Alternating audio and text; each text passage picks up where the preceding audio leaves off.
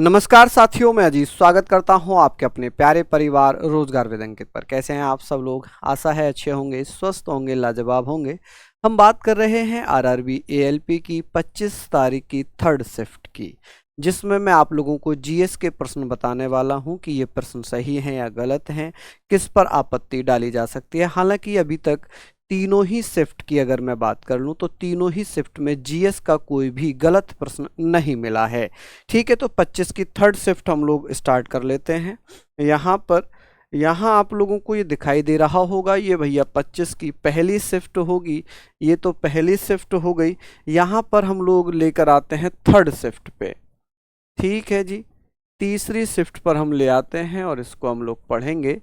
तीसरी शिफ्ट हमारी ये है, कहाँ गया भाई, ये हमारी तीसरी शिफ्ट है। इसमें मैं स्टार्टिंग से ही लगा लेता हूँ प्रश्न। स्टार्टिंग से तीसरी शिफ्ट के क्वेश्चन नंबर 1 से हम लोग लगाएंगे। क्वेश्चन नंबर 1 से हम लोग लगाएंगे और यहाँ पर अभी भी चलिए ये हमारा आ जाता है। मैं दिखा देता हूँ आप लोगों को क्वेश्चन नंबर, ये हमारी आ गई जी 25 की थर्ड शिफ्ट। ये है 25 तारीख की थर्ड शिफ्ट और इसमें हम लोग जो क्वेश्चन नंबर है हमारा जीएस का क्वेश्चन नंबर हमारा स्टार्ट हो जाता है क्वेश्चन नंबर 4 से। क्वेश्चन नंबर 4 की अगर मैं बात करूं तो लिखा है 2023 में किस भारतीय शहर का उच्चतम PM 2.5 स्तर दर्ज किया गया, जिसे यह विश्व स्तर पर सबसे प्रदूषित महानगरीय क्षेत्र बनाता है। तो इसका सही आंसर एकदम से ठीक हो जाएगा बेगूसराय। देखिए 2024 की अगर मैं बात करता हूं तो दुनिया की सबसे प्रदूषित राजधानी कौन सी है? दिल्ली। सबसे प्रदूषित राजधानी बन जाएगी दिल्ली। इसका मतलब ये एकदम से ठीक है। नेक्स्ट क्वेश्चन पर हम चलेंगे, आगे के प्रश्न पर हम चलते हैं। नीचे प्रश्न आपका दिया हुआ है, देख लेते हैं। यहाँ पर क्वेश्चन नंबर ये साइंस का हो जाएगा। उसके बाद हम लोग बात करते हैं, ये लिखा हुआ है आपका क्वेश्चन नंबर 14। न्यायमूर्ति एम फातिमा बीबी 1989 में सर्वोच्च न्यायालय की महिला न्यायाधीश नियुक्त की गई थी। अब इनका 23 नवंबर 2023 में भैया निधन हो चुका है। सुप्रीम कोर्ट की पहली महिला न्यायाधीश बनी थी। ठीक है, आगे ये भी एकदम से करेक्ट आंसर है। नेक्स्ट क्वेश्चन की तरफ चलेंगे। आगे की तरफ हम लोग बढ़ जाते हैं एकदम से। आपका जीएस आपका दिखाई दे रहे होंगे क्वेश्चन, अब ये रीजनिंग है। यहां से फटाफट से हम लोग क्वेश्चंस की बात करते हैं। ये आपका साइंस है, इसके साथ साथ हम लोग बात करते हैं।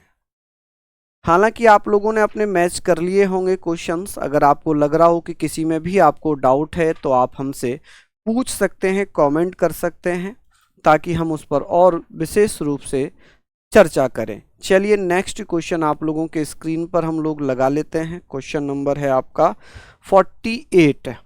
क्वेश्चन नंबर 48 पर चलते हैं। क्वेश्चन नंबर 48 ये आ जाता है आपका, यहाँ पर है कि राष्ट्रीय विज्ञान पुरस्कार 2024। मैंने आपको बताया था कि विज्ञान से संबंधित प्रश्न आपके बहुत ज़्यादा पूछे थे। 4 क्षेत्रों में दिए जाते हैं, वो भी मैंने आपको पहली और सेकंड शिफ्ट में बता दिए थे। यहाँ पर लिखा हुआ है अगस्त 2024 तक की स्थिति के अनुसार भारत के सबसे युवा ओलंपिक विजेता कौन है? अमन शेरावत हैं। कौन है? अमन शेरावत। नेक्स्ट क्वेश्चन आप लोगों के स्क्रीन पर एकदम से, ये इसमें कोई गलत है ही नहीं, कोई भी गलत इसमें नहीं है। क्वेश्चन नंबर अब हम लोग चलते हैं, कौन सा है जी? चलिए नेक्स्ट हम लोग देख लेते हैं। यहाँ पर क्वेश्चन आगे आते हैं। देखिए ये भी बहुत अच्छा प्रश्न है।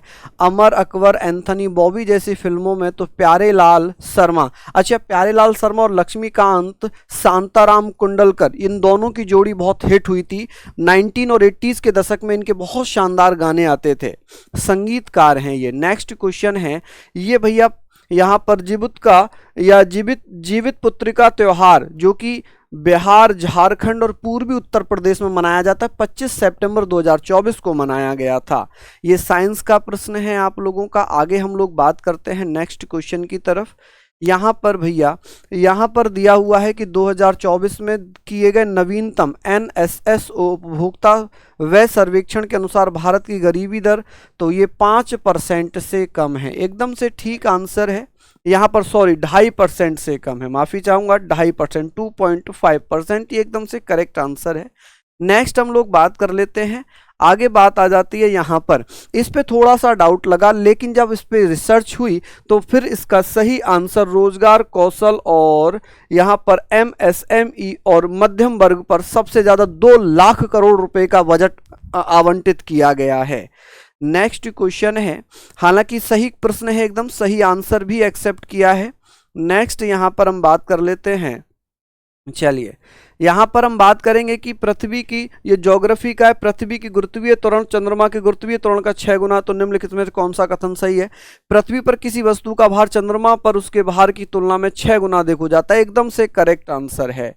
चलिए आगे चलते हैं, यहाँ से थोड़ा सा आगे बढ़ जाते हैं और ये आपकी जो है पहली शिफ्ट, ये आपकी थर्ड शिफ्ट समाप्त हो जाती है। थर्ड शिफ्ट आपकी 25 तारीख की समाप्त हो जाती है। अब आपके रीजनिंग के प्रश्न होंगे, संदीप सर आ चुके हैं आपके लिए, तो आशा करता हूं जीएस में तो तीनों ही शिफ्ट जो है, जीएस का कोई भी प्रश्न अभी तक गलत नहीं आया है। संदीप सर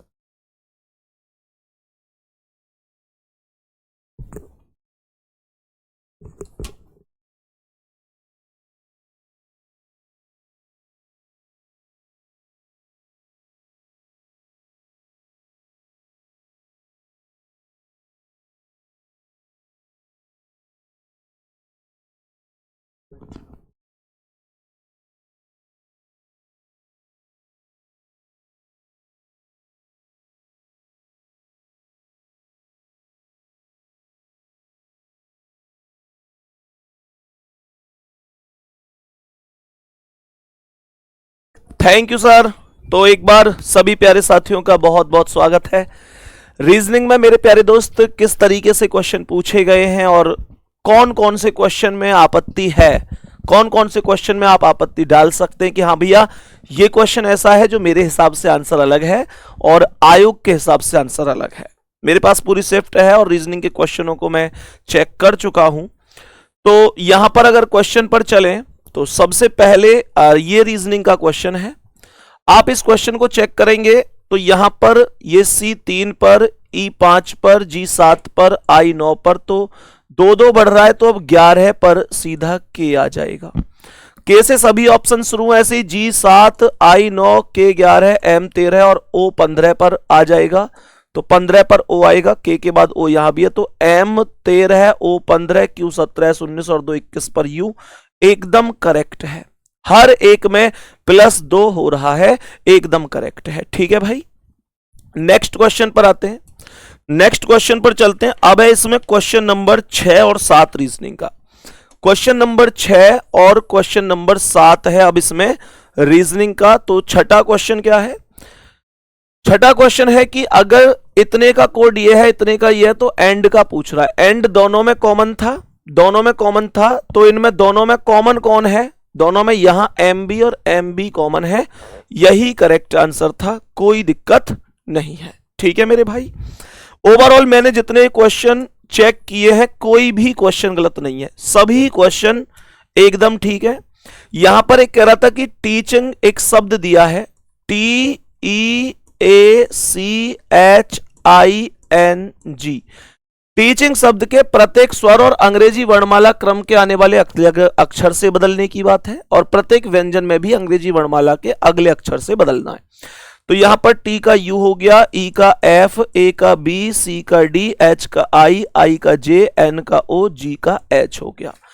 और उसके बाद कह रहा है कि भाई इनको फिर एक सीक्वेंस में लगा दिया जाता है। तो ये क्या बन गया? UFBDIJOH। अब इनको एक सीक्वेंस में लगा दो, तो सबसे छोटा इसमें B है तो B आ गया, फिर D है तो D आ गया, E है नहीं तो फिर F आ गया, फिर GH आ गया, H के बाद I आ गया, J आ गया, J के बाद फिर O आया और फिर U आया। कह रहा है दाईं ओर से चौथा कौन है? तो 1 2 3 4 I एकदम करेक्ट हो जाएगा। ठीक है भाई, नेक्स्ट क्वेश्चन। अब इसमें रीजनिंग का कौन सा है उस क्वेश्चन को चेक कर लेते हैं। क्वेश्चन नंबर 17, क्वेश्चन नंबर 17 इसमें रीजनिंग का है। मेरे पास जो PDF है इसमें अब 17 नंबर जो है वो रीजनिंग का ये रहा है ना। तो इस क्वेश्चन का भी आंसर एकदम करेक्ट है, 53 इस क्वेश्चन का राइट आंसर है। कैसे है? P का अर्थ गुणा बोला है तो यहां पर गुणा हो गया, और P का अर्थ यहां भी गुणा हो गया। Q का अर्थ भाग है पर Q कहीं पर है ही नहीं, P का अर्थ यहां पर भी गुणा हो जाएगा। और R का अर्थ माइनस है तो R यहां पर माइनस, R यहां पर माइनस, और S का अर्थ प्लस है तो ये प्लस है और ये भी प्लस है। तो ये आएगा 15 छिक्के 90 हो जाएगा, माइनस 11 चौक 44 हो जाएगा, प्लस 38 माइनस 41 का 2 गुना करोगे तो ये 82, अच्छा 41 के बीच में गुणा नहीं है, तो ये हो गया 38 माइनस 41 प्लस 5 दूनी 10 हो गया। तो यहां पर आप प्लस प्लस की वैल्यू को एक साइड जोड़ दो, 90 38 और 10 को, तो 90 38 और 10 को जोड़ोगे तो ये देखो 38 और 10 48 हो गया, और 48 के बाद 48 में इस 90 को और जोड़ दो तो ये 48 और 90, ठीक है भाई 138 हो गया। इसके अलावा आपको इसमें से 44 और 41 का योगफल घटा देना है, माइनस माइनस की वैल्यू एक तरफ, अर्थात आपको 85 घटाना है। 8 में से 5 गए 3, 13 में से 8 गए 5, तो ये 53 एकदम राइट हो जाएगा। किसी को कुछ भी दिक्कत है क्या? किसी को कुछ भी दिक्कत है? नेक्स्ट क्वेश्चन, इसमें 20वां भी रीजनिंग का दिया गया है। नेक्स्ट क्वेश्चन, इसमें 20वां क्वेश्चन भी रीजनिंग का दिया गया है। ये वाला क्वेश्चन, ये कैसे करना था? एकदम राइट है ये। तो यहां पर P16 पर K11 है तो -5 है, H8 C3 तो -5 है। अब यहां पर M13 है और H8 तो ये -5 है, M13 G7 ये -6 तो ये गलत हो गया। यहां पर भी बराबर बराबर MH है तो ये ठीक है। यहां देखो R18 M13 तो -5 है, J10 E5 तो -5 है, तो यहां O15 J10 तो -5 है, यहां भी ओके। लास्ट में T20 पर और U21 तो लगातार आए हैं, ये भी LM लगातार हैं, पर ये P के बाद Q आना चाहिए था, गलत है। Q के बाद R आना चाहिए था, गलत है। यहां Q के बाद R है, इसलिए यही ऑप्शन राइट आंसर हो जाएगा। आगे बढ़ते हैं। अब जो क्वेश्चन नंबर है वो 21, 22 और 23 तीनों क्वेश्चन जो दिए गए हैं, जो तीनों क्वेश्चन है 21, 22, 23 ये रीजनिंग के क्वेश्चन है।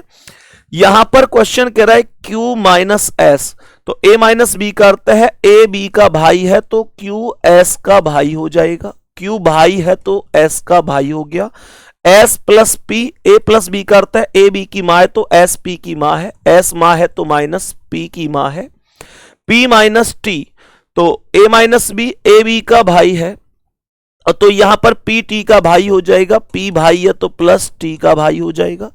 T हैज R, तो A हैज B का अर्थ है A B की बेटी है तो T बेटी है, माइनस हो गई, R की बेटी है, तो ये दोनों पति पत्नी हो गए, R S का पति हो गया। और R भाग के A B का पिता है तो R K का पिता है, R K का पिता है तो ये K। सवाल कह रहा है P का K से क्या रिश्ता है? भाई हो जाएगा। भाई ही ऑप्शन में दिया गया है, भाई ही ऑप्शन में दिया गया है। नेक्स्ट क्वेश्चन पर बढ़ते हैं। नेक्स्ट क्वेश्चन क्या है, इस क्वेश्चन पर आ जाते हैं। तो ये क्वेश्चन क्या कह रहा है? ये कह रहा है कि भाई आल्सो का कोड ये है, सेल का ये है। तो देखो S A और L, S A और L कॉमन है, तो यहां पर नंबर कॉमन कौन है? 8 6, 8 कॉमन है, 6 कॉमन है और 3 कॉमन है, तो यहां 9 कोड किसका बचा? O का, और यहां E का कोड क्या हो गया? 2। यही 2 आपका करेक्ट आंसर था। कोई भी क्वेश्चन गलत नहीं है, कोई भी क्वेश्चन गलत नहीं है। यहां पर क्वेश्चन देखेंगे कि ये क्वेश्चन क्या था, समझेंगे इसे। Z 26 X 24 V 22 T 20, 2 कम हुआ तो 2 कम होके 18 पर R हो जाएगा। R से ये ऑप्शन शुरू है, ये शुरू नहीं है। T 20 R 18 P 16 N 14, 2 कम कर दो तो 12 पर L आएगा। R के बाद L केवल दूसरे ऑप्शन में करेक्ट है, केवल दूसरे ऑप्शन में करेक्ट है, तो ये करेक्ट आंसर हो जाएगा। इसके बाद जो क्वेश्चन है वो 25 नंबर क्वेश्चन आपको रीजनिंग का दिया गया है। यहां पर 6 व्यक्ति बैठे हुए हैं, तो 6 व्यक्तियों के लिए सिटिंग अरेंजमेंट बना दिया। केंद्र की ओर मुंह है, इसका राइट, ऐसे पॉइंट छोड़कर बिंदु लगा दिए। ये मैंने आपको खूब अच्छी तरीके से समझा रखा है। सवाल में पहला स्टेप कह रहा है F और C के बीच 2 व्यक्ति हैं, D F के ठीक दाईं ओर है। अगर ये F है तो इसके दाईं ओर D हो जाएगा, एफ और सी के बीच में दो व्यक्ति इधर देखो या इधर, तो सी यहां आएगा। ए बी और सी का निकटतम पड़ोसी है, तो ए को यहां लिख देंगे, बी को यहां लिख देंगे और बच गया ई, वो यहां आ जाएगा। बी के सापेक्ष ई पूछ रहा है, तो दाएं को 1 2 3, दाएं को तीसरा होगा। ये आपका करेक्ट आंसर था। नेक्स्ट क्वेश्चन पर आते हैं। तो नेक्स्ट क्वेश्चन आप लोगों को दिया गया था रीजनिंग का, कौन सा? नेक्स्ट क्वेश्चन ये व्यंजक का मान निकालना था, कुछ है ही नहीं इसमें। ये आ जाएगा सीधा 12 प्लस 18 में 3 से भाग 6, 12 और 6 18, खत्म। ये आपका करेक्ट आंसर था इस क्वेश्चन का। मेरे प्यारे वीर, मेरे प्यारे दोस्त, अब क्वेश्चन नंबर 33 जो है, ये क्वेश्चन भी रीजनिंग का क्वेश्चन था, कथन और निष्कर्ष का क्वेश्चन था। पहला कह रहा था कुछ ताले गेट हैं, 150 से देखूं तो ये ताला है, ये गेट है, दोनों के दोनों पॉजिटिव और नेगेटिव। आपको पता होगा एक पॉजिटिव और एक नेगेटिव मिलकर नेगेटिव रिजल्ट बनाते हैं, बट ये पॉजिटिव है तो ये गलत हो जाएगा। दूसरा क्या कह रहा है? तो पहला तो गलत ही हो गया। दूसरा कह रहा है कोई ताला दरवाजा नहीं है, तो इसका मतलब ये ताला और ये दरवाजा ये केवल दूसरे से हो रहा है, और कोई दरवाजा अगर ताला नहीं है तो कोई ताला भी दरवाजा नहीं होगा। सेकंड वाला करेक्ट है। जवाब होगा इस क्वेश्चन का कि जो निष्कर्ष नंबर सेकंड है वो एकदम करेक्ट आंसर है मेरे भाई, एकदम करेक्ट आंसर है। इसके बाद अब लगातार 3 क्वेश्चन 34, 35 और 36, ये क्वेश्चन रीजनिंग के ही हैं। अभी यहां पर एक क्वेश्चन ये कह रहा है कि वर्णमाला क्रम के आधार पर इनमें निश्चित रूप से कोई संबंध है, वही संबंध बताना है कि कौन सा हो सकता है। तो सभी प्यारे दोस्त ध्यान से समझेंगे। J 10 पर, G 7 पर, L 12 पर और I इतने पर। इसके अलावा देखो यहां 10 और 4 14 है, 7 और 4 11 है, 12 और 4 16 है, 9 और 4 13 है, 4 4 जुड़ा है। यहां पर भी O 15 S 19 4 plus, L 12 P 16 4 plus, Q 17 21 4 plus, N 14 R 18 4 plus. तो यहां पर L 12 और 4 16 पर P आएगा, I 9 और 4 13 पर M, N 14 4 18 पर R, K 11 4 15 पर O, P M R O, यही आंसर बन जाएगा। एकदम सटीक आंसर की है, एकदम सटीक आंसर की है, कोई दिक्कत है नहीं। इस क्वेश्चन को ध्यान से समझेंगे। एक शब्द इसने दिया है DYNAMIC, DYNAMIC कह रहा है इसमें प्रत्येक अक्षर को अंग्रेजी वर्णमाला के क्रम के उसके अगले अक्षर से बदल दिया जाए। तो D का E हो गया, Y का Z, N का O, A का B, M का N, I का J और C का D। फिर कह रहा है फिर इनको अंग्रेजी वर्णमाला क्रम में पुनर्व्यवस्थित कर दिया जाए। तो सबसे छोटा B है तो पहले B आ गया, फिर C है नहीं तो D है तो D आ गया, फिर E आ गया, E के बाद F G H I J, J आ गया, K L M N, N आ गया, N के बाद O आ गया और फिर Z आ गया। कह रहा है दाईं ओर से पहला अक्षर कौन है? Z होगा, एकदम राइट है, Z हो जाएगा, एकदम राइट जवाब है। नेक्स्ट क्वेश्चन क्या है मेरे दोस्त? नेक्स्ट क्वेश्चन पर आएंगे। यहां पर ध्यान से समझेंगे। 13 और 24 का अंतर क्या है? 11 का। 24 और 46 का 22 का अंतर है, यहां पर 33 का अंतर है, फिर 44 का, तो अब 55 का अंतर आएगा। 123 में 55 जोड़ दो, 5 और 3 8, 12 और 5 17, 178 आपका राइट आंसर हो जाएगा। 178 आपका राइट आंसर हो जाएगा, कोई दिक्कत नहीं है। अब क्वेश्चन नंबर, इसे ध्यान से समझेंगे। इसमें कह रहा है कौन सा अलग है? तो 16 और 22 का 6 का अंतर है, G 7 और M 13 में 6 का अंतर है, D 4 और J 10 में 6 का अंतर है, C 3 और H 8 में 5 का अंतर है, इसलिए ये सबसे अलग हो जाएगा, इसलिए ये सबसे अलग हो जाएगा। अब नेक्स्ट क्वेश्चन की ओर बढ़ते हैं। क्वेश्चन नंबर 41 भी आपसे रीजनिंग का क्वेश्चन पूछा गया है और यह क्वेश्चन है सिटिंग अरेंजमेंट का। पंक्ति का 7 व्यक्ति हैं, उत्तर दिशा की ओर मुख करके बैठे। तो इसका अर्थ हुआ 1 2 3 4 5 6 7।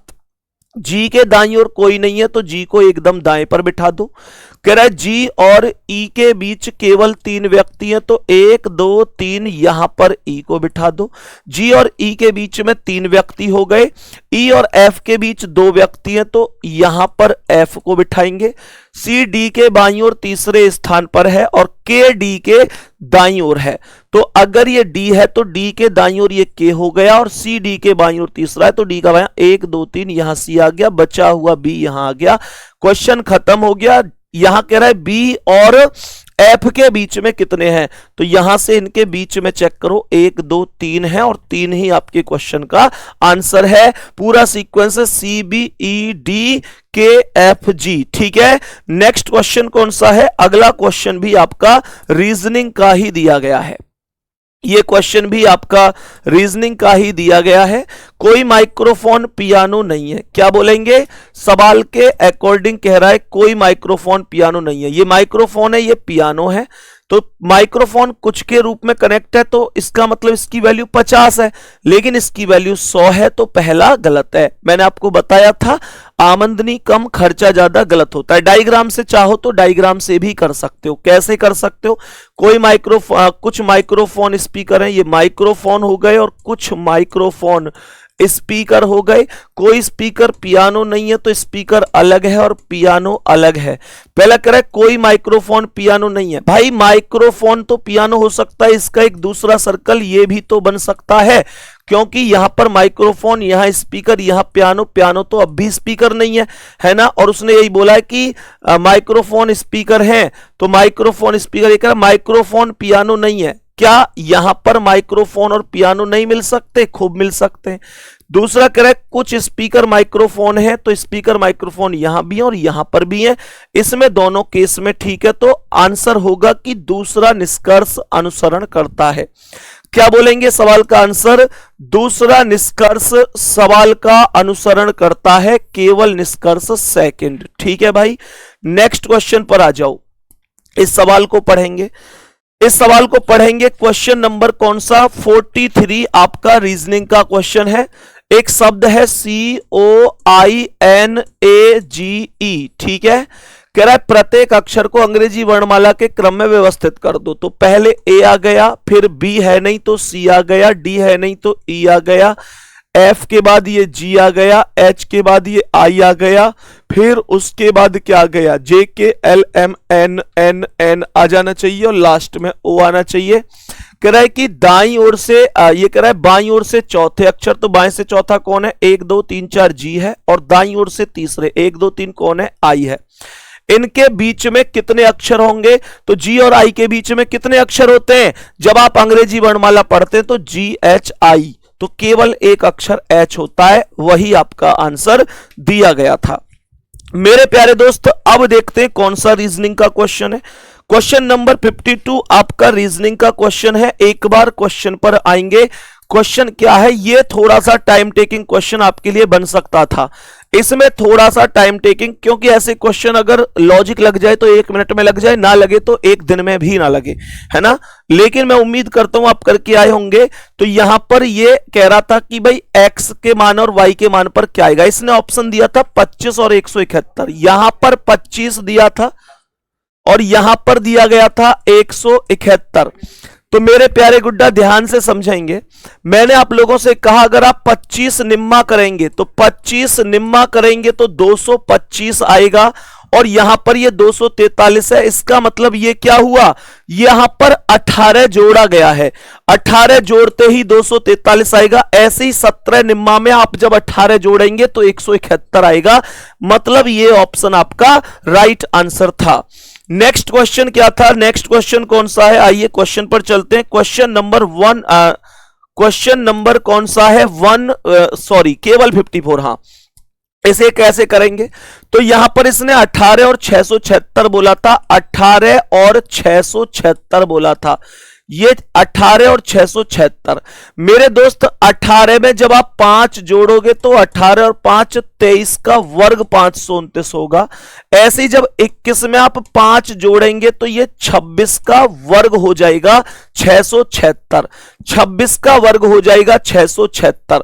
सही है, ये 26 का वर्ग। कहने का मतलब है कि ये ऑप्शन एकदम सटीक ऑप्शन यहां पर बोला गया है। आंसर की एकदम ठीक है, कोई भी क्वेश्चन गलत नहीं है। कोई भी एक सिंगल क्वेश्चन में ये नहीं कह सकता कि भाई ये क्वेश्चन गलत है।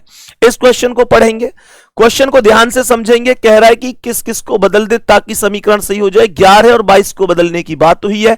11 के स्थान पर 22 और 22 के स्थान पर 11 है। चेक करना, 56 प्लस 18 माइनस 22 गुणा 3 प्लस 4 गुणा 66 में 2 से भाग 33 बार प्लस 11, ये 151 आ जाना चाहिए। तो ये 56 प्लस 18 माइनस 22 तिया 66 कर देते हैं डायरेक्ट, प्लस 33 में 4 की गुणा कर देते हैं। 4 तिया 12 का 2 हासिल 1, 4 तिया 12 और 1 13 और प्लस 11 कर देते हैं। प्लस की वैल्यू क्या है? 56 है, 18 है, तो 132 और 18 कितना हो गया? 132 और 18 150 हो गया। 150 और 11 161 हो गया। 161 में 56 जोड़े तो कितना है? 6 1 7 और 16 5 21, 217 और इसमें से 66 घटाना है। 7 में से 6 गए तो 1 और 21 में से 6 गए तो 15, 151 ही आएगा जो कि यहां पर लिखा हुआ है। 151 ही आएगा जो कि यहां पर लिखा हुआ है। कोई दिक्कत किसी को? 217 में से 66 घटाने पर। नेक्स्ट क्वेश्चन अब चेक करते हैं कि रीजनिंग का कौन सा क्वेश्चन अभी बचा हुआ है। हां, अभी क्वेश्चन बचा हुआ है 68 क्वेश्चन। 68 क्वेश्चन अभी बचा हुआ है। 68 पर आ जाओ भाई। 68 क्वेश्चन कहां गया? कहां गया? ये रहा।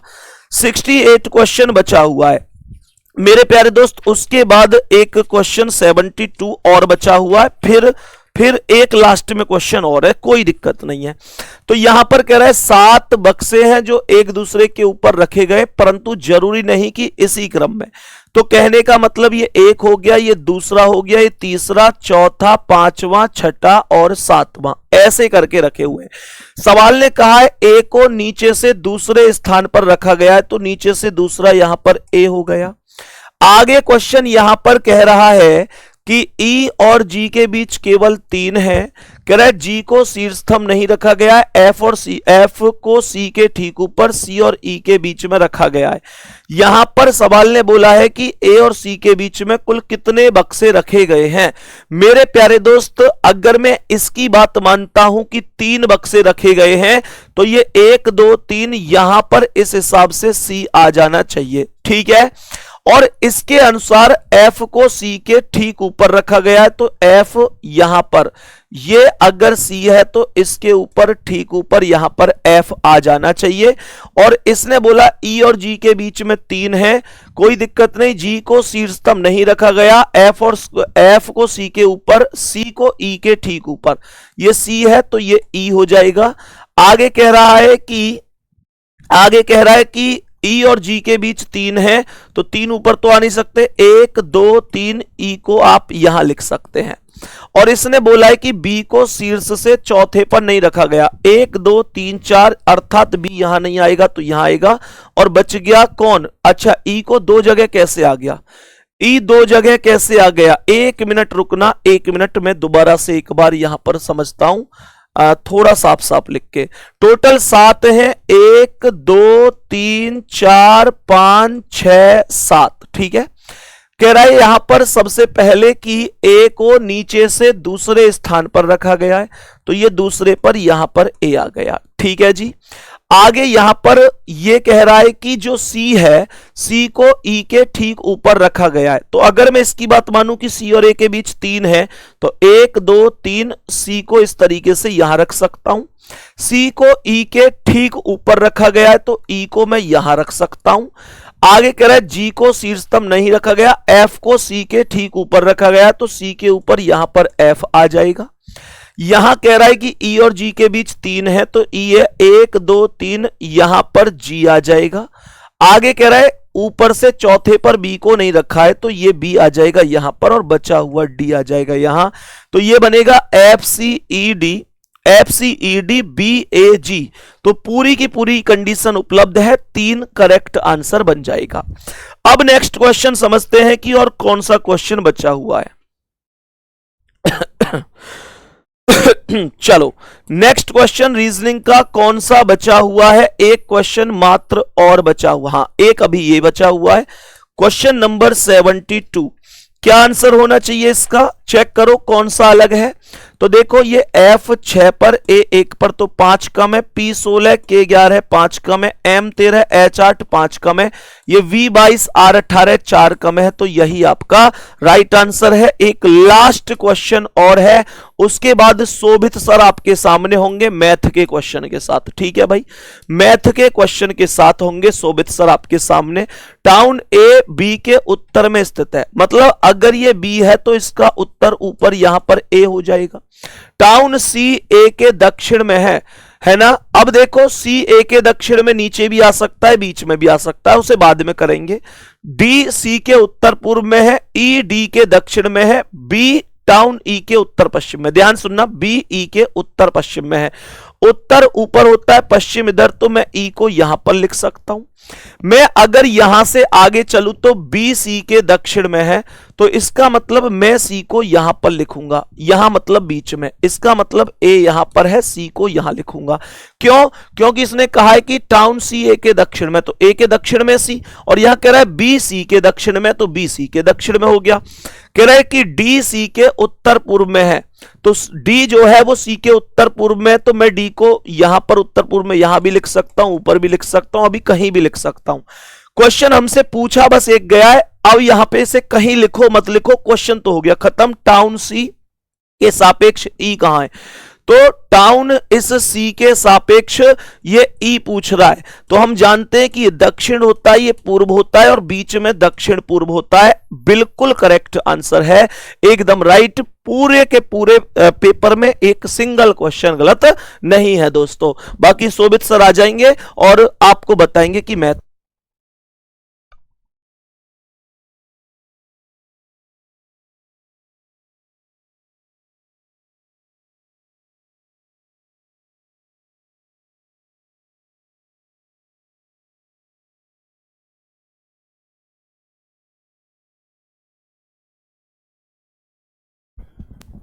प्यारे साथियों नमस्कार, और एक बार देख लेंगे, साउंड एकदम परफेक्ट है।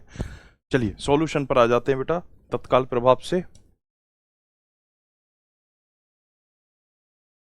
क्वेश्चन नंबर फर्स्ट पर पहुंचते हैं डायरेक्ट।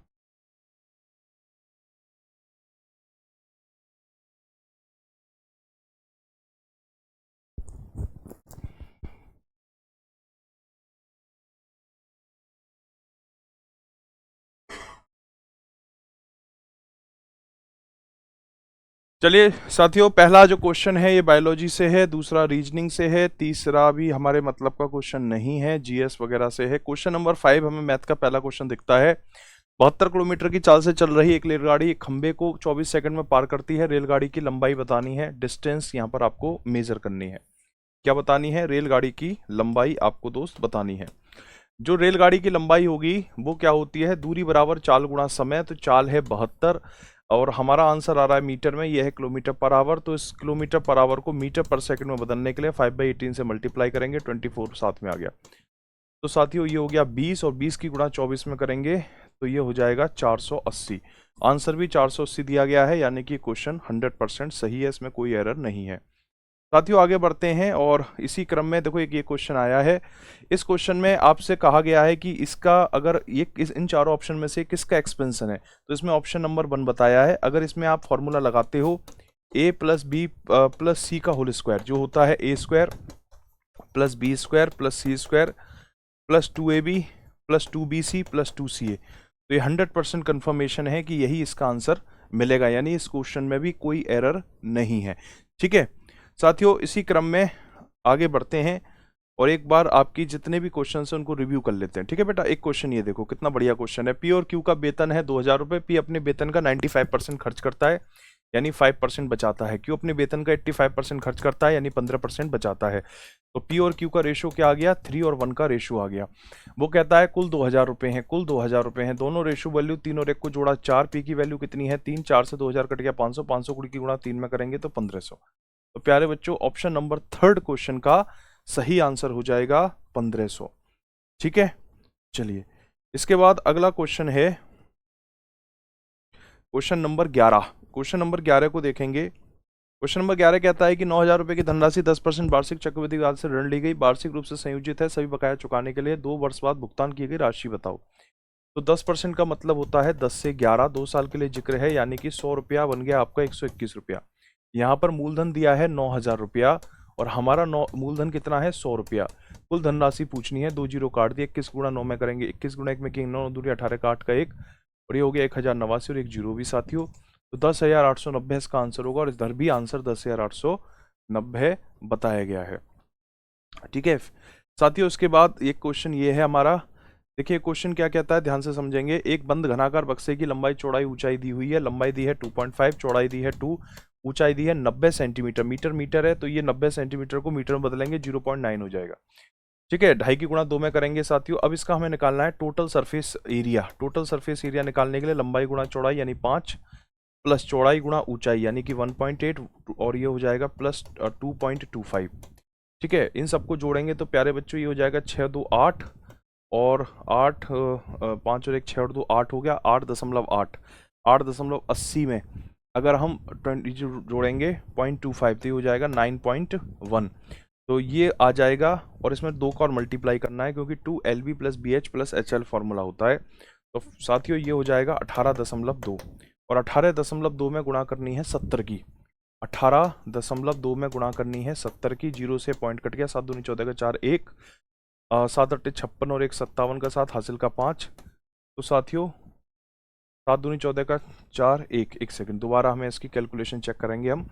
देखिए इन तीनों नंबर्स को जोड़ना है। ठीक है, 5 हो गया, ये हो गया 1.8 और ये हो गया 2.25, 0 0 इनमें जोड़ देंगे ऐसे, ये हो गया 5। ठीक है, 8 और 2 10 का 0, 1 और 5 और 6 7 और 2 9.05, तो ये हो गया 18.10, 18.1 हो गया।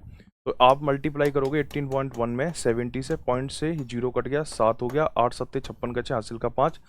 तो साथियों 1267 इसका आंसर होगा और हमारा आंसर भी 1267 है। मतलब बोर्ड ने भी आंसर 1267 दिया है, हमारा भी 1267 है। क्वेश्चन ये बिल्कुल सही है। ठीक है, क्वेश्चन में कोई एरर नहीं है। प्यारे बच्चों ये क्वेश्चन है कि एक चतुर्भुज है जिसमें दो एंगल्स Q और S 150 डिग्री हैं, P और R का जो रेशियो है वो 4/3 है, तो कोण R की वैल्यू बताइए। प्यारे बच्चों एक बात समझो, त्रिभुज समांतर जो भी चतुर्भुज होते हैं उसमें सभी कोणों का योग 360 डिग्री होता है। दो कोण अगर 150 डिग्री के हैं तो जो बचे हुए दो कोण हैं वो 210 डिग्री के होंगे। उनका रेशियो है 4/3, यानी दोनों रेशियो वैल्यू को जोड़कर डिवाइड कर दो और आपसे R की वैल्यू पूछ रहा है। R है दूसरा वाला रेशियो यानी 3। 7 से 210 कट गया आपका 30 बार, 30 की गुणा 3 में करेंगे तो 90 डिग्री इसका आंसर होगा। और यहाँ भी आंसर क्या दिया गया है, 90 डिग्री दिया गया है। ठीक है, चलिए एक क्वेश्चन ये देखेंगे सभी साथी। ये वाला तो हो गया था 90 डिग्री। ठीक है, ये देखो इसमें हाईएस्ट कॉमन फैक्टर आपसे पूछा है प्यारे बच्चों। हाईएस्ट कॉमन फैक्टर पूछा है कि 450, 1500 और 1650 का हाईएस्ट कॉमन फैक्टर 150 होता है। बिल्कुल सही बताया है, इसमें कोई एरर नहीं है क्वेश्चन में। ठीक है,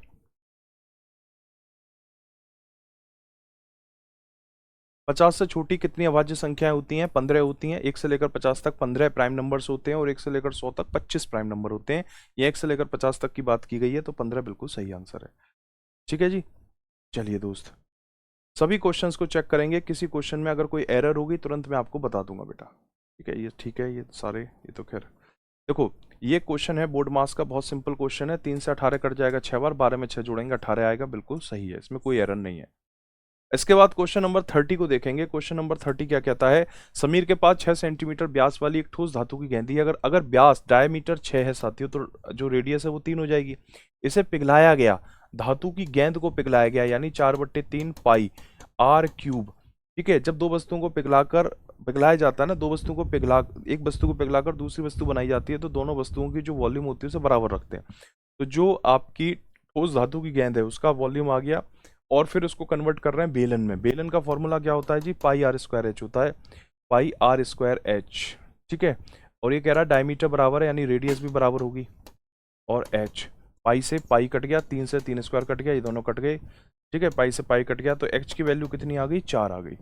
तो यही यहाँ पर आंसर दिया गया है कि h की वैल्यू 4। क्वेश्चन का बिल्कुल सटीक आंसर है। साथ ही अगला क्वेश्चन देखेंगे। क्वेश्चन नंबर ये आया है, 80 किलोमीटर की दूरी 20 किलोमीटर की चाल से अगले 30 किलोमीटर की दूरी 30 की चाल से आकर तो औसत चाल क्या है? 80 किलोमीटर और 30 किलोमीटर ये टोटल डिस्टेंस होगी। औसत चाल निकालने के लिए कुल दूरी बट्टे कुल समय होता है। तो कुल दूरी में क्या आ गया, 80 और 30 आ गया। 80 किलोमीटर को 20 की चाल से चलता है यानी 4 घंटे लगेंगे, 30 किलोमीटर को 30 की चाल से चलता है यानी 1 घंटे लगेंगे। तो ये हो गया 110/5 यानी प्यारे बच्चों 22 आ गया इसका answer. Option number first 22 is the right answer of this question. ठीक है जी।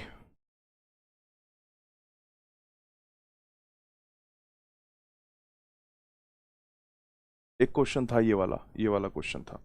ठीक है, इस क्वेश्चन में दो समांतर सड़कों के बीच की दूरी, दो समांतर सड़कें हैं साथियों, उनके बीच में एक 10 मीटर लंबी एक इमारत है। ठीक है, और इन सड़कों की बीच की दूरी पूछ रहा है। ये मान लो ए, ये मान लो बी, इस तरीके से एंगल बनेंगे। ठीक है, यहाँ पर है 30 डिग्री और ये वाला एंगल है 45 डिग्री। ठीक है, 10 30 इसमें लगाएंगे, 10 45 इसमें लगाएंगे। जब इसमें 10 30 लगाएंगे, 10 30 होता है 1/√3 लंब बट्टे आधार, तो लंब है 10, आधार है ए, तो ए की वैल्यू यहाँ से निकल कर आ जाएगी 10√3। अगर यहाँ 10 45 लगाएंगे तो लंब बट्टे आधार, लंब है 10, आधार है B, 10 45 1 is equal to 10/b, तो बी की वैल्यू आ जाएगी साथियों 10 आ जाएगी।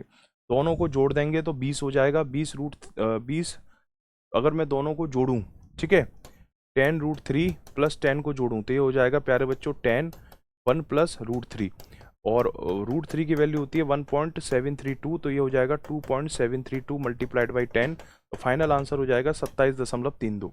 और क्या आंसर दिया है जी इसने भी 27.32 दिया है, यानी कि क्वेश्चन भी एरर फ्री है, इसमें कोई एरर नहीं है जी क्वेश्चन में, आप नहीं कह सकते इसमें एरर है। ठीक है, क्वेश्चन बिल्कुल परफेक्ट क्वेश्चन है।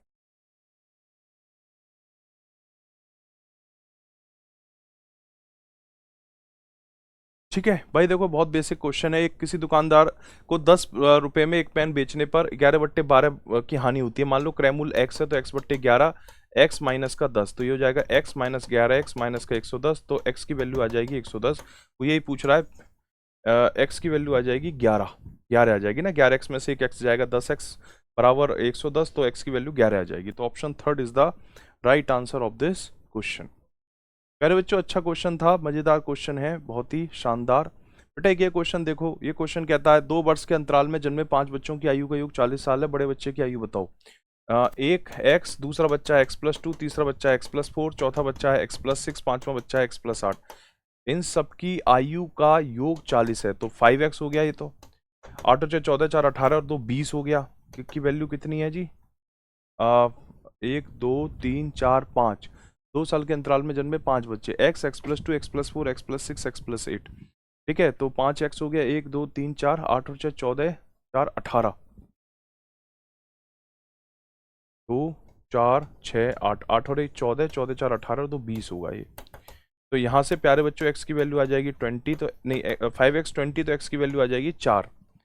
वो पूछ रहा है बड़े बच्चे की आयु बताइए, तो बड़ा बच्चा कितना है x+8, 4+8 यानी 12 इसका आंसर होगा। बिल्कुल सही है इस क्वेश्चन का भी आंसर। ठीक है, ये क्वेश्चन भी प्यारे बच्चों बिल्कुल सही क्वेश्चन है। हम थोड़ा सा प्यारे बच्चों थोड़ा स्पीड से कर रहे हैं ताकि एक शॉर्ट में, क्योंकि इस वीडियो का पर्पस सिर्फ इतना है कि आपको ये पता चला है कौन सा क्वेश्चन सही है या कौन सा क्वेश्चन गलत है।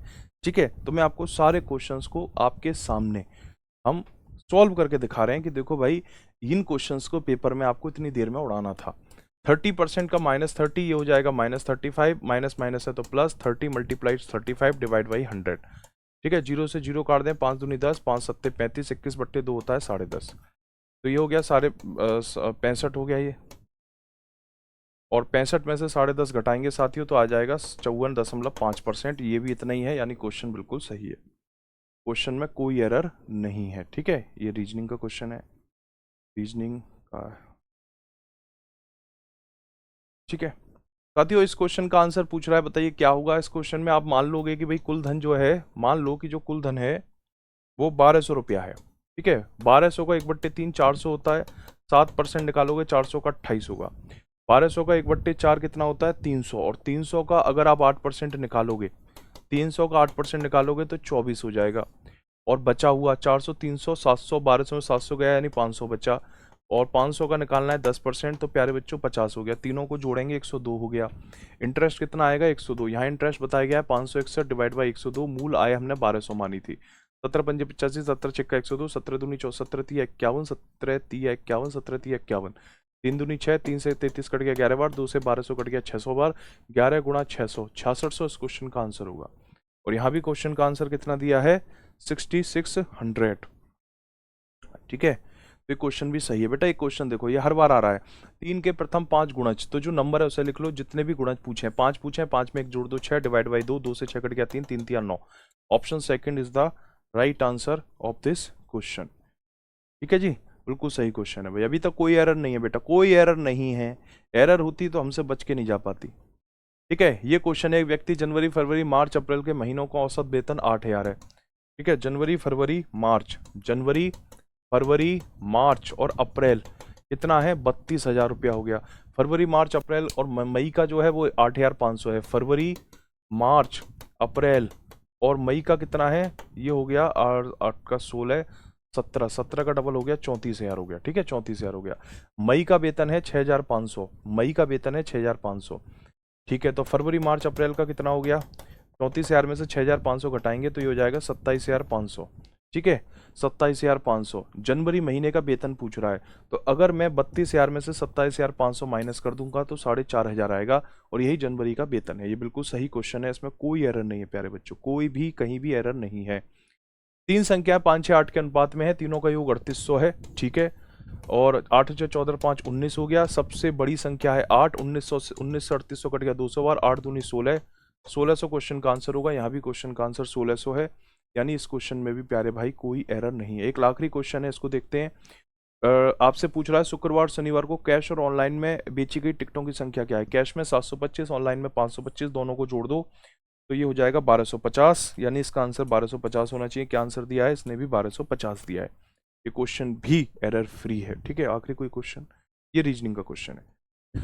तो प्यारे बच्चों, इस तरह से मैंने आपको लगभग ये 21 क्वेश्चन है जिनको अभी सॉल्व करके दिखाया, और लगभग 10-12 मिनट में 21 क्वेश्चन सॉल्व किए हैं। तो जाहिर सी बात है कि स्पीड तो बहुत फास्ट होगी, और आपको पता भी चला होगा कि एग्जाम में किस तरह से आपको इन क्वेश्चंस को सॉल्व करना चाहिए। और इन क्वेश्चंस को हमने एज अ स्टूडेंट सॉल्व करके दिखाया, नॉट एज अ टीचर, कि एक एस्पिरेंट को पेपर में इन 21 क्वेश्चंस को किस तरह से सॉल्व करना चाहिए, उसकी स्पीड क्या होनी चाहिए, वो स्पीड हमने आपको शो की। और साथ में जो इस वीडियो का मेन पर्पस था, वो मेन पर्पस यही था कि आपको ये बताया जाए कि कौन सा क्वेश्चन सही है, कौन सा क्वेश्चन गलत है, जो मेन पर्पस है। ठीक है, बाकी जो हमारी एजुकेशनल वीडियो है जिसमें हम बेसिक से सारी चीज़ें एक्सप्लेन करते हुए आगे बढ़ते हैं, वो आपकी को नॉर्मल वीडियोस मिलेंगी। यहाँ पर इस वीडियो का जो मेन मोटिव था वो आपको ये बताना था, अगर कोई क्वेश्चन गलत है तो वो कौन सा क्वेश्चन है और किसके लिए आपको ऑब्जेक्ट करना है, किसके लिए आपको ऑब्जेक्शन करना है। ठीक है, तो अभी तक मैथ का इस शिफ्ट में कोई क्वेश्चन ऐसा नहीं है जिसमें किसी भी तरह की कोई भी भाषीय यानी कि लैंग्वेज आधारित, या तार्किक यानी लॉजिक आधारित, या कैलकुलेशन यानी कि गणनीय त्रुटि हो, ऐसा कोई नहीं है। ठीक है, चलिए तो अब मुलाकात करते हैं हमारे अगले गुरुजी से।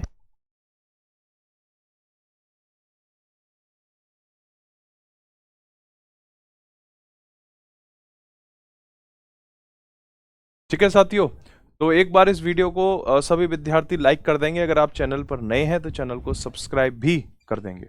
ठीक है, तो हमारे साइंस वाले अध्यापक आ चुके हैं। स्वागत है विक्रांत सर का, प्लीज सर माइक।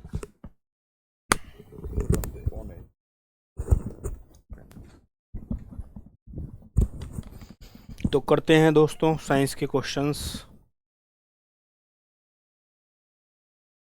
ये सर ये कौन सी शिफ्ट है? 26 की पहली है, 25 की तीसरी होनी।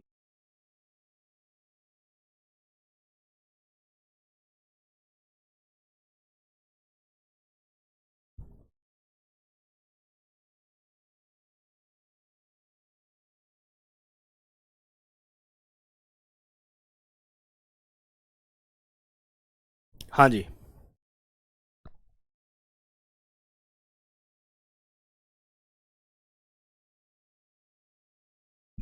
शुरू करते हैं पहले क्वेश्चन से। तो कौन सा इमल्सन का एक एग्जाम्पल है? तो face cream is the example of emulsion. ठीक है, फेस क्रीम जो है सही में ही इमल्सन का एक क्या है, एग्जाम्पल है। इमल्सन क्या होता है बेसिकली? पायसन बोलते हैं बेसिकली इसको, पायसन है ना। तो पायसन का एक जो उदाहरण होता है वो क्या होता है, फेस क्रीम होता है। ठीक है जी, चलते हैं नेक्स्ट क्वेश्चन पर अपने पर। इसमें सही दे रखा है, जाइलम का कार्य क्या है? तो जाइलम, जैसे जाइलम और आपको ट्रिक बताई जाती है जैसे जल का परिवहन, तो जाइलम जल और खनिजों का क्या कराता है, परिवहन कराता है, संवहन कराता है, जड़ों से पत्तियों तक पहुंचाता है जल को और खनिजों को। ठीक है,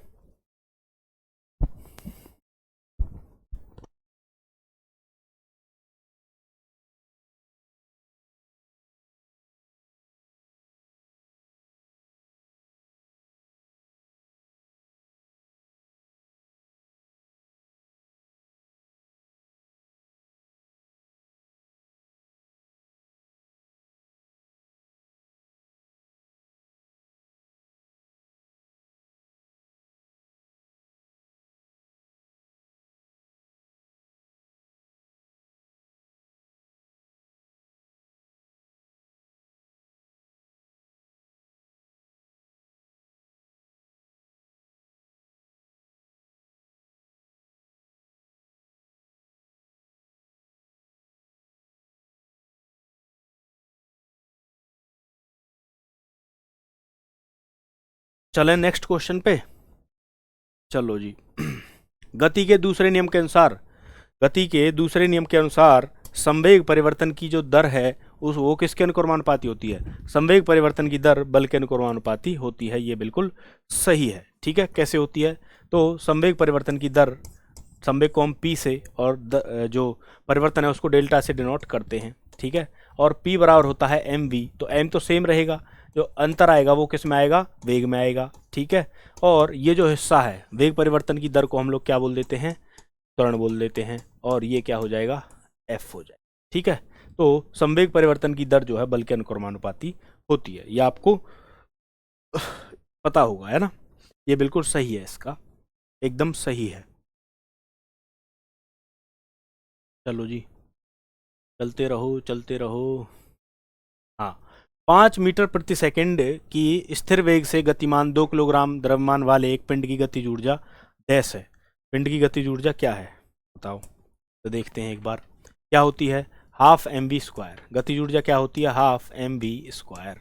ठीक है, क्या होती है? Half M V square. 1/2 into द्रव्यमान क्या है? 2 किलोग्राम, और वेग क्या है? 5, तो 5 का स्क्वायर हो जाएगा। ठीक है, 2 से कट गया 2, तो ये हो जाएगा 25 मीटर प्रति सेक, 25 जूल। ठीक है, क्या हो जाएगा? 25 जूल, है ना? 25 जूल। काइनेटिक एनर्जी बराबर क्या हो जाएगा? 25 जूल। तो सही है ये भी। ठीक है, option B is the correct answer. ठीक, ऑप्शन बी क्या है इसका सही उत्तर है। चलें जी आगे। चलो भाई फिर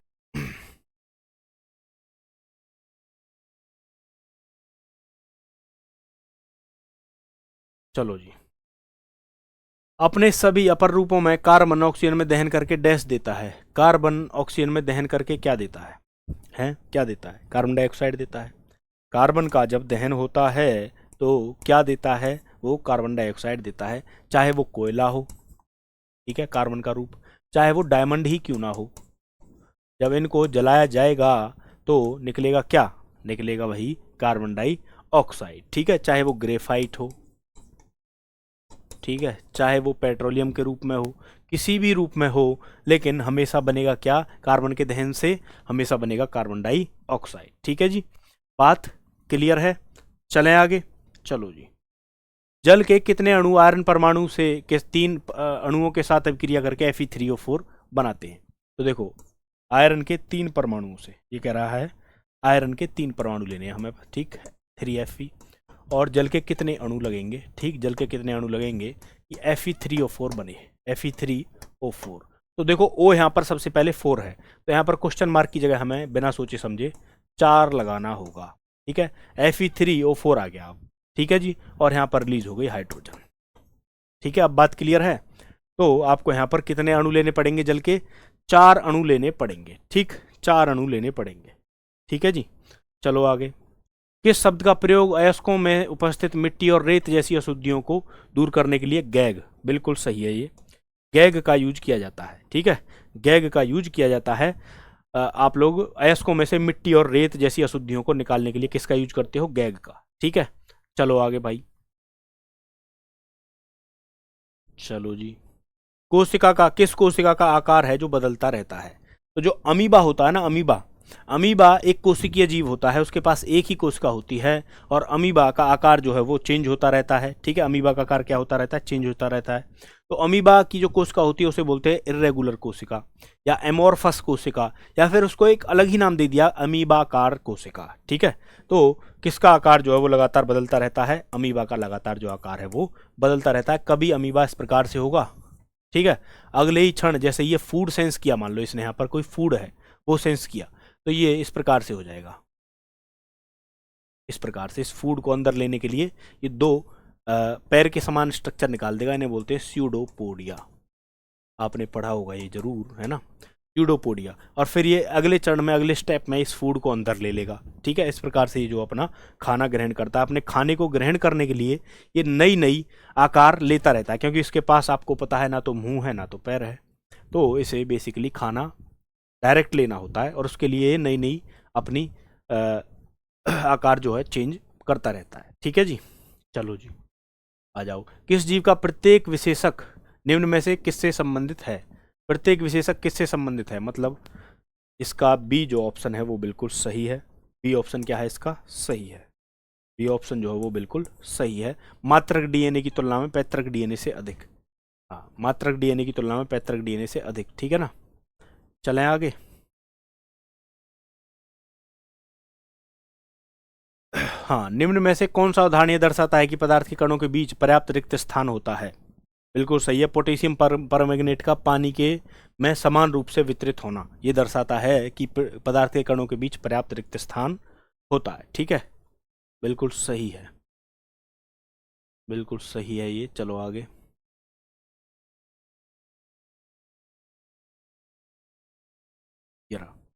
तो जब किसी वस्तु को 10 सेंटीमीटर फोकस दूरी वाले अवतल दर्पण के सामने रखा जाता है तो दर्पण के सामने 20 सेंटीमीटर की दूरी पर एक वास्तविक प्रतिबिंब बनता है। या वस्तु की दूरी क्या है? तो 1/f है ना, 1/f बराबर क्या होता है? 1/v 1/u। ठीक, यहाँ पर 1/u निकालना है तो 1/f है ना, 1/f माइनस 1/v हो जाएगा। ठीक, यहाँ पर 1/-f क्या हो जाएगा? 10 है ना, क्योंकि माइनस में लेना पड़ेगा। और 1/20 है ना, यहाँ पर 1/20, 1/v निकालना है ना, तो इधर ये प्लस में आ जाएगा। ठीक है, ये क्या आ जाएगा? प्लस में। अब आपने यहाँ पर 20 लिया तो यहाँ पर माइनस का 2 आ गया।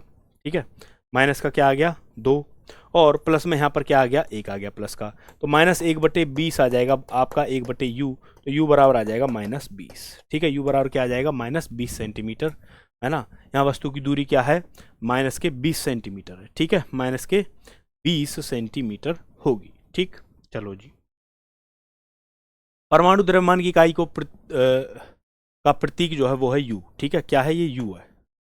ये u जो है क्या है? परमाणु द्रव्यमान की इकाई का प्रतीक है। ठीक, चलें आगे। चलो भाई, एक बंद परिपथ में यदि 100 कूलाम का आवेश 50 सेकंड की अवधि के लिए प्रवाहित होता है तो परिपथ में प्रवाहित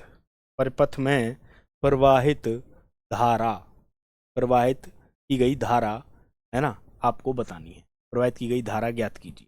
तो प्रवाहित धारा क्या होगी? I बराबर होता है Q/T, आवेश बटे समय। आवेश कितना है यहाँ पर? 100 है, और समय कितना है? 50 सेकंड है, तो 2 एम्पियर हो जाएगी, सिंपल। ठीक है, 2 एम्पियर हो जाएगी। Option A is the correct answer of this question. चलो जी आगे।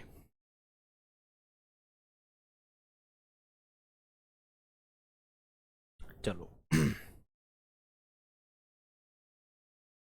हाँ, सही कथन का चयन करना है। परागण लिख रहा है। परागकणों का पुंकेसर से वर्तिकाग्र तक स्थानांतरण है। ये कथन बिल्कुल सत्य है। परागण होता क्या है? पॉलिनेशन होता है किसी फूल के मेल भाग से, यानी पुंकेसर से। ठीक है, परागकणों का स्त्री केसर के ऊपर स्थानांतरण ही क्या कहलाता है? परागण कहलाता है ना, पॉलिनेशन कहलाता है। तो ये बिल्कुल यहाँ पर सही है। परागण फूलों में कीटों का आसान है। फूल में कीटों का आना है? नहीं, फूल में कीटों का आना थोड़ी है। ठीक है, परागकणों का स्थानांतरण होता है परागण बीजांड में पराग नलिका की वृद्धि है? नहीं। परागण परागकणों का अंकुरण है? नहीं। ये तीनों के तीनों गलत हैं। सही कथन कौन सा है? Option number 1। ठीक है, ऑप्शन नंबर 1 जो है वो एकदम सही है। ठीक है जी, चलें आगे। चलो जी,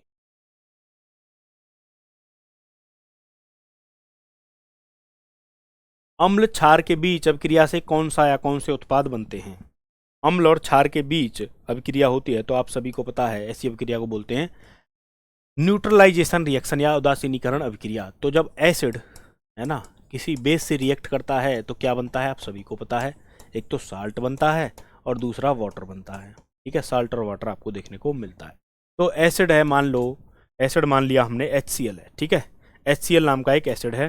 ठीक है, HCl नाम का एक क्या है एसिड, HCl नाम का एक एसिड है, HCl नाम का एसिड है और ये जब रिएक्ट करेगा बेस से, बेस ले लिया हमने NaOH, तो बनेगा क्या NaCl बनेगा, है ना, एक साल्ट बना और जल बना। तो इस प्रक्रिया में क्या बनता है, लवण और जल। Option A is the correct answer of this question. तो आगे चलते हैं।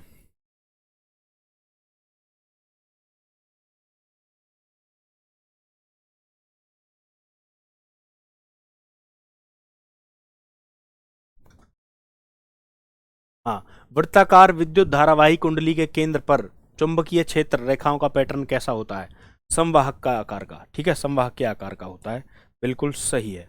हमारे शरीर में हानिकारक चयापचय अपशिष्टों को किस जैविक प्रक्रिया द्वारा निष्कासित किया जाता है, एक्सक्रीशन द्वारा कह सकते हैं कि एक्सक्रीशन के द्वारा उन्हें निष्कासित किया जाता है। एक्सक्रीशन के द्वारा हम लोग जितने भी अपशिष्ट पदार्थ होते हैं, नाइट्रोजनिक जो सर्जी पदार्थ होते हैं, जैसे हमारे अंदर होता है यूरिया, उसे हम मूत्र बना करके शरीर से बाहर निकालने का कार्य करते हैं। ठीक है, उत्सर्जन करते हैं। ठीक, चलें आगे।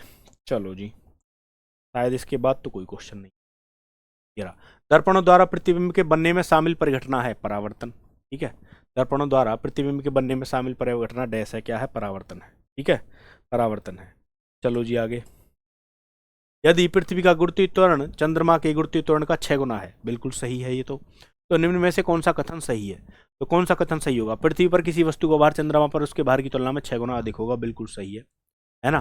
क्योंकि भार की अगर बात करें तो भार डिपेंड करता है किस पर, भार डिपेंड करता है उस वस्तु के द्रव्यमान पर और गुरुत्वीय त्वरण पर। तो द्रव्यमान तो कहीं पर भी चेंज नहीं होता है, लेकिन त्वरण चेंज होता रहता है। जैसे त्वरण चंद्रमा पर पृथ्वी का 1/6 है तो वहाँ पर भार भी पृथ्वी के भार का 1/6 हो जाएगा। जैसे कोई व्यक्ति पृथ्वी पर 60 किलोग्राम का है तो चंद्रमा पर वो केवल 10 किलोग्राम का ही होगा। ठीक है, चंद्रमा पर वो कितने किलोग्राम का होगा, 10 किलोग्राम का ही केवल वो होगा। ठीक है, चलो जी।